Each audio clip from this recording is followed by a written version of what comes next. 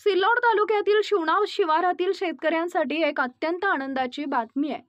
गेल्या 3 वर्षापासून बंद असलेला बिबाडवाडी व दिग्रस शिवार गट नंबर 87/19 व 114 मधील शिवारात शनिवारी दिनांक 13 रोजी प्रशासनाच्या आणि ग्रामस्थांच्या सहकार्याने मोकळा करण्यात आला। त्यामुळे सुमारे 30 ते 50 शेतकऱ्यांचा मोठा फायदा होणार आहे।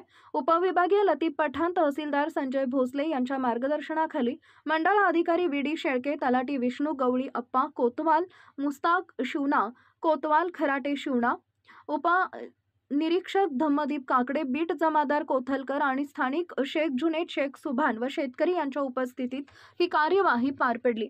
या रस्त्याच्या बंदमुळे अनेक शेतकऱ्यांना शेतात जाण्यासाठी अडचणी येत होत्या, तसेच शेतीमालाची वाहतूक करणंही कठीण झालं होतं।